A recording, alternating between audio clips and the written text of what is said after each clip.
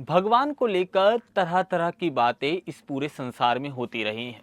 कई लोगों का तर्क देकर ये कहना कि भगवान है और कुछ नास्तिक लोगों का कहना कि भगवान जैसा कुछ नहीं है। भगवान को लेकर हर किसी व्यक्ति के अपने अपने विचार होते हैं।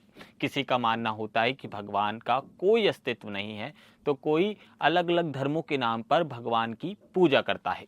आस्था के अलावा वैज्ञानिकों के लिए भी हमेशा से ये टॉपिक जिज्ञासा का विषय बना रहा है कि क्या हमारे ब्रह्मांड में भगवान जैसी कोई चीज है या फिर नहीं।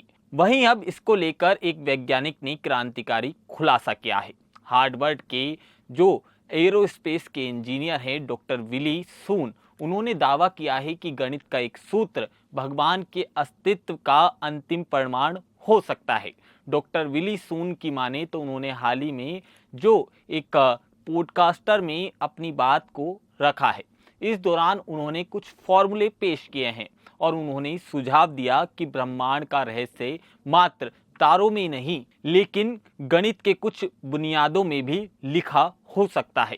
अपनी थ्योरी में उन्होंने फाइन ट्यूनिंग आर्गुमेंट को मुख्य केंद्र बनाया है, जो सुझाव देता है कि ब्रह्मांड में फिजिकल लॉ सटीक रूप से जीवन को समर्थन देने के लिए संतुलित किया गया है।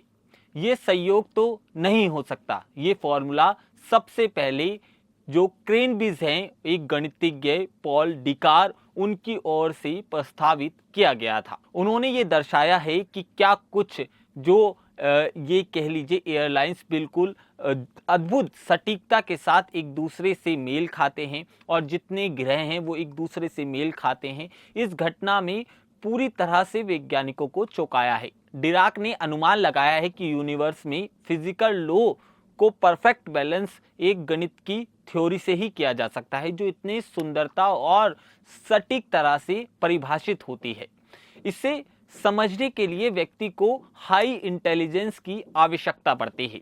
साल 1963 में गणित जो पॉल डिराक की बात कर रहे हैं, उन्होंने अपनी एक किताब लिखी थी। उस किताब में उन्होंने लिखा था कि कोई शायद इस स्थिति का वर्णन किस तरह से कर सकता है कि भगवान एक बेहद उच्च श्रेणी के गणितज्ञ हैं।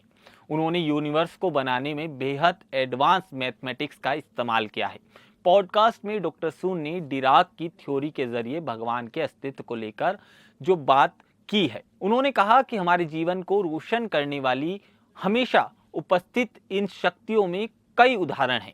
हालांकि कई वैज्ञानिकों ने साइंस को धर्म से जोड़ने से परहेज किया है। डॉक्टर सून ने अपना तर्क देकर गणित और यूनिवर्स के बीच जो सामंजस्य है उसे जानबूझकर किया गया और डिजाइन किया गया है, इसकी ओर इशारा करता है। भगवान ने हमें प्रकाश के अनुसरण करने के लिए यह प्रकाश दिया है ताकि हम अपनी पूरी कोशिश कर सकें। आपको बता दें, ब्रह्मांड में व्यक्ति जितना जाने की कोशिश करता है उतना आगे जा पाता है। आज तक इसका कोई अंत नहीं मिला है, लिहाजा ये चर्चा का विषय हुआ है। इसके साथ ही जो धर्माचार्य हैं वो अपनी अपनी तरह से भगवान पर टिप्पणी करते हैं और उनके होने का अस्तित्व देते हैं। इसके साथ ही जो इस्लामिक स्कॉलर हैं उनका अलग कहना है। तमाम धर्मगुरुओं के अलावा साइंस की भाषा में अब भगवान की मौजूदगी दिन ब दिन देखने को मिल रही है और ये बात साइंटिस्ट भी मानने को मजबूर हैं कि कोई एक ऐसी एनर्जी है जो पूरे ब्रह्मांड को चला रही है, जिससे सारी चीजें सटीक वे में चल रही हैं और हम सांस ले पा रहे हैं। यूं तो हर चीज में वैज्ञानिक जो हैं वो महारत हासिल कर रहे हैं। आज हम चांद तक पहुंच गए हैं, मगर अगर धर्माचार्यों की बात करेंगे तो वो आज भी आपको इसका श्रेय बताएंगे। और इसके साथ ही अगर आप पुराणों का अध्ययन करते हैं और वेदों का अध्ययन करते हैं तो आपको भगवान के होने के अस्तित्व मिलेंगे।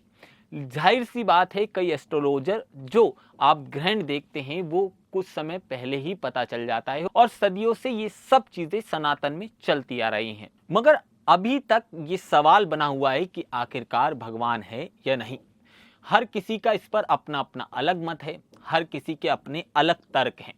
ऐसे में आपको क्या लगता है भगवान की मौजूदगी पर? आप हमें कमेंट बॉक्स में जरूर बता सकते हैं। नमस्कार।